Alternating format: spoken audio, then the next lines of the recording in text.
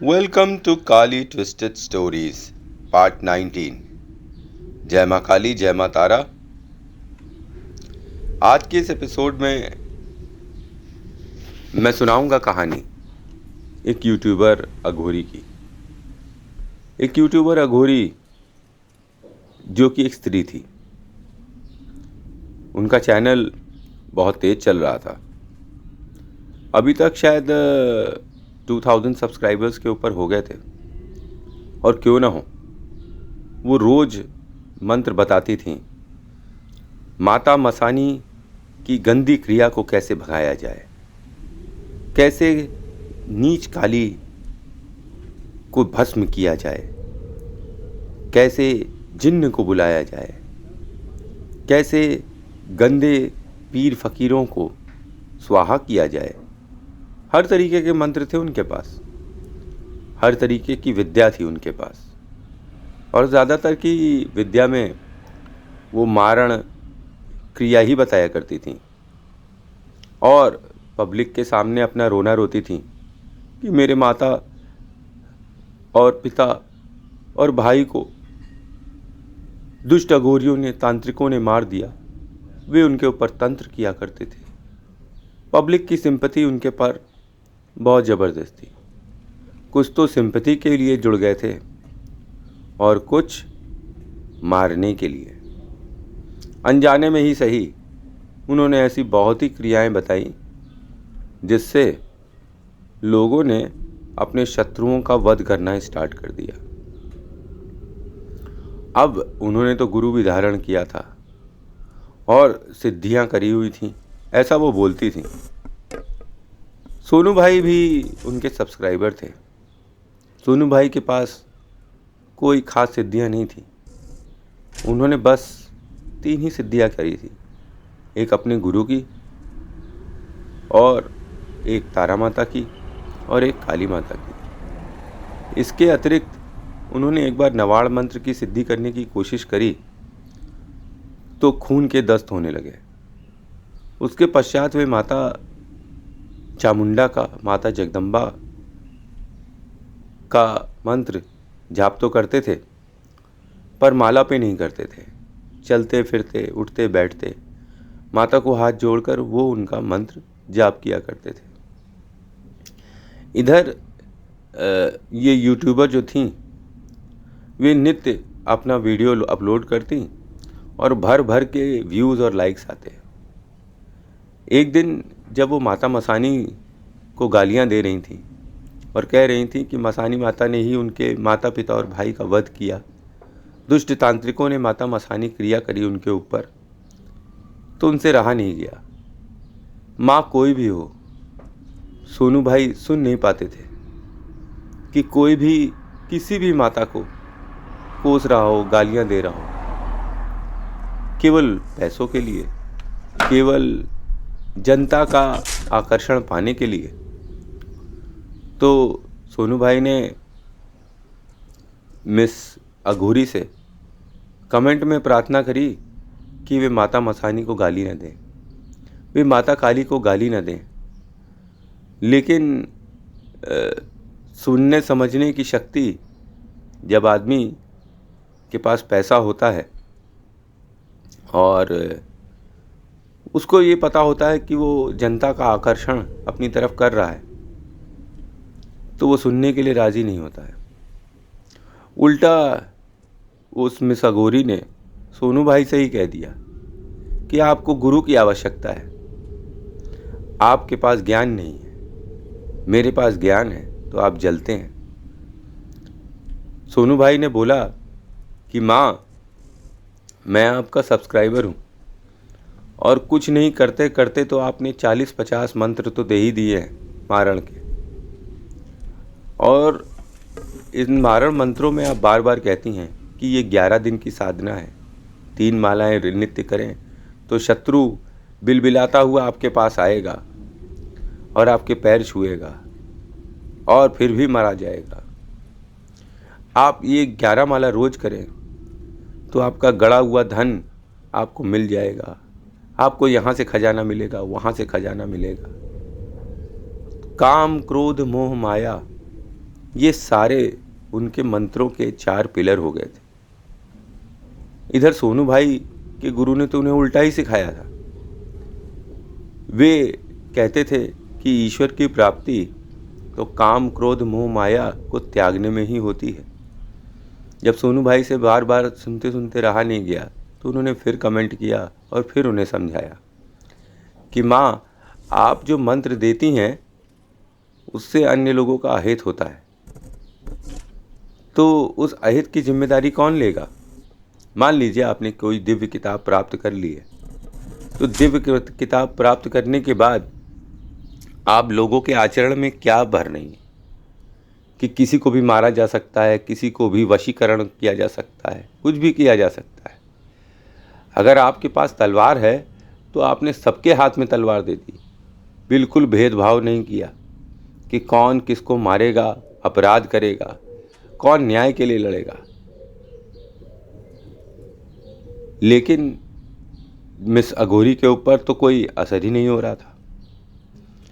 जब एक दिन मंत्र देते देते लोना चमारी का उन्होंने बोला कि कैसे लोना चमारी की आन मंत्र में लग गई और उन्होंने अपने साथ हुए अत्याचार का बदला अपने शत्रुओं से लिया, तो सोनू भाई ने सोचा जिसके ऊपर कोई अत्याचार नहीं हुआ है, अब तो ये मंत्र उसको भी मिल गया है, अब तो ये शाबर मंत्र उसको भी मिल गया है, अब वो जिसको चाहे उसको मार सकती हैं। ध्यान में उन्होंने देखा कि जो मिस अघोरी थी, भले ही उन्होंने गुरु धारण किया था, वे एक शुद्ध पाखंडी औरत थी। कैसे पता? ध्यान से। जब ध्यान में उन्होंने देखा कि ये पाखंडी पाखंड फैला रही है, तो उन्होंने एक अंतिम चेष्टा करी और कहा कि मैं आपका भाई बन जाता हूँ, लेकिन आप माता इस तरह की चीज़ें सबको मत बताइए जिससे पाखंड फैले। पाखंडियों की लाइन में शायद वह स्त्री सबसे आगे बैठी हुई थी। बात सुनने की जगह अनाप शनाप बोलने लगी और उसने माता काली को भी चैलेंज कर दिया कि हमारे नाथ संप्रदाय में तो गुरु गोरखनाथ ने माता काली को भी नहीं छोड़ा था। यह सुनकर सोनू भाई के पूरे शरीर में अग्नि प्रज्वलित हो गई। सोनू भाई बहुत ही सरल स्वभाव के थे। उन्हें पता था एक सिद्धि में बहुत टाइम लगती है और 50 सिद्धियों का मतलब उस लड़की की उम्र कम से कम 80-90 साल की तो हो ही जानी चाहिए।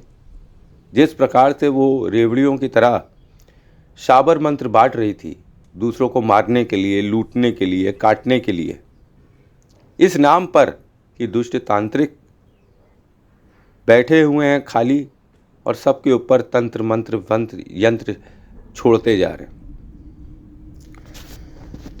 तो सोनू भाई से जब रहा नहीं गया, तो जिस रात उन्होंने बोला था कि आपको गुरु की आवश्यकता है, तो उन्होंने जाप किया और माता से कहा, माता, ऐसे पाखंडियों को तुमने संसार में छोड़ रखा है, तो जो सही रास्ता बताएगा, जो मुक्ति का मार्ग बताएगा, उसकी बात कौन सुनेगा? ये तो भोगी है, योगी नहीं। और ध्यान में बार बार आ रहा था कि ये महापाखंडी है। उम्र उसकी मात्र 30-35 साल से ज़्यादा नहीं होगी। सोनू भाई की प्रार्थना ही थी बस, उन्होंने कुछ गलत नहीं बोला था। उन्होंने बस इतना बोला कि माँ, तुम देख लेना, इसने तो तुमको भी चैलेंज किया है। कहती है इनके गुरुओं ने आपको भी नहीं छोड़ा था। पता नहीं किस शक्ति को नाथ संप्रदाय के मुखिया ने हराया था और किस वजह से हराया था। वो माता काली ही थी कि कोई काली जैसा अक्ष था जिसको उनके गुरुओं ने हराया था, और खुश होकर संसार में प्रचलित करने लगे कि हमने तो माता काली को भी हरा दिया। माता काली जिससे संसार ने जन्म लिया है, जिससे ब्रह्मा विष्णु महेश ने जन्म लिया है, उनको कौन हरा सकता है? ये सोनू भाई कभी समझ नहीं पाए कि ये कैसे कह सकती हैं कि माता काली को भी नहीं छोड़ा, इनको भय नहीं है। इसका मतलब ये महापाखंडी हैं, आस्तिक बनने का नाटक करती हैं और नास्तिक हैं। सोनू भाई ने बस इतनी सी प्रार्थना करी कि माँ, इसने तुम्हारा अपमान किया है, तुम कृपा करके इसे देख लेना। जब भी ये बोलती है तो मेरे मन में बड़ी कचोट होती है कि मेरी माता को ये गाली दे रही है और मैं कुछ नहीं कर सकता हूँ। अब मिस अघोरी दिल्ली में रहती थी और सोनू भाई तो प्रयागराज में रहते थे। 2 अगरबत्ती, 2 लौंग और 1 मिश्री का दाना कपूर के साथ जलाकर सोनू भाई ने प्रार्थना करी। करीब सुबह के 4 बज रहे थे ब्रह्म मुहूर्त में। एक दिन बीत गया, दूसरे दिन उन्होंने उस मिस अघोरी का चैनल फिर खोला। हालांकि उन्होंने अनसब्सक्राइब कर दिया था और डिसलाइक भी कर दिया था, पर उससे क्या होता है, अपराधी और गलत नीयत के लोग तो ऐसे अघोरियों के साथ जुड़ते ही जाएंगे जो दूसरों का नाश करना चाहते हैं, दूसरों को लूटना चाहते हैं। उनके लिए ये एक अड्डा था जहां उन्हें बिना किसी को छुए उसे मारने की विद्या बताई जा रही थी। खैर, बात केवल एक दिन के लिए आई गई हुई, और जब दूसरे दिन सोनू भाई ने उनके चैनल पे नज़र मारी तो पता चला कि उन्होंने 37,000 एक जगह दिया हुआ था, 51,000 एक जगह दिया हुआ था, कहीं 11,000 दिया था, कहीं अपने फॉलोअर्स बढ़ाने के लिए पैसे दे रही थीं, कहीं लाइक्स बढ़ाने के लिए पैसे दे रही थीं। और पैसों के लेन देन में उनके ही गुरुओं ने, जिनको वो फॉलो करती थीं, उनको ठग लिया। और पैसा लेन देन के चक्कर में लड़ाई चालू हो गई। तो उन्होंने क्या किया, उन्होंने सीएम योगी को टैग किया, मोदी को टैग किया, सबको टैग कर कर के बोलने लगी कि ऐसे ऐसे महात्मन हैं जिन्होंने उनसे पैसे ऐंठ लिए और अब वो उनके ऊपर कोर्ट केस करेंगी और उनको नियम नहीं पता है। आध्यात्म की राह पर माया का कोई मोल नहीं है, माया व्यर्थ है आध्यात्म के क्षेत्र में। और यहाँ तो पैसों की बारिश की जा रही थी और यूट्यूब से पैसा लेने के लिए नए तरीके अपनाए जा रहे थे। माया के पीछे भागने वाले लोग कभी किसी का भला नहीं कर सकते हैं, वो केवल अपना विनाश करते हैं और दूसरों का भी करवा देते हैं। तो जो उनके सब्सक्राइबर्स थे, टेक्निकली बोला जाए तो वो उनका भी विनाश कर रही थी और उनको इसमें खूब मज़ा आता था। बार बार वो यही सोचती थी कि मैंने अच्छा बुद्धू बनाया जनता को, और अंत में क्या हुआ कि उनके गुरुओं ने ही उन्हें बुद्धू बना दिया और लाखों रुपए उनसे ऐंठ लिए। कभी वो कहती कि राम मंदिर में डोनेट कर दो, तो कभी कहती कि नहीं, अब मैं पैसा चाहती हूँ। पैसे के अलावा उनके मन में कुछ नहीं था। ताश के पत्तों की तरह वो टैरो कार्ड्स फेंटती और जैसे जुआरी बांटते हैं वैसे वो खोल खोल कर सबका भाग्य बता रही थी। जबकि ऐसी क्रियाएं सोनू भाई जानते थे होती नहीं हैं। उनको हर चीज़ के बारे में नॉलेज थी। कैसे नॉलेज थी? उनकी माता काली तंत्र की देवी थी और तंत्र मंत्र यंत्र की देवी का जो चेला हो उसको कुछ ना पता हो, उनको पता सब था। पर वो जन कल्याण के लिए बस वही बातें बताते थे जिससे लोगों का भला हो, ना कि वो किसी और का बुरा कर सके। भाई, हम थोड़ी ना जानते हैं कौन अपराधी है और कौन अपराधी नहीं है। तो बात इतनी सी हुई कि दूसरे ही दिन जब ये खबर सोनू भाई को मिली कि उनके गुरुओं ने उनको अच्छी तरीके से ठग लिया है और अब वो अपने चैनल बंद करेंगी, इस चैनल से उनका कोई नाता नहीं है, तो उन्होंने माता काली से कहा, माता, तुमने भक्त की लाज रख ली, तुमको गाली देने वाले टिक नहीं पाएंगे आध्यात्म में, ना ही इस संसार में। उन्होंने फिर से कोशिश करी कि वो अघोरी बहन अपने झूठे प्रपंच और व्यर्थ के पाखंड से दूर हो जाए, लेकिन वो सुनने के लिए कुछ तैयारी नहीं थी। उन्होंने कमेंट्स ऑफ कर दिए और चैनल बंद कर कर भाग निकली।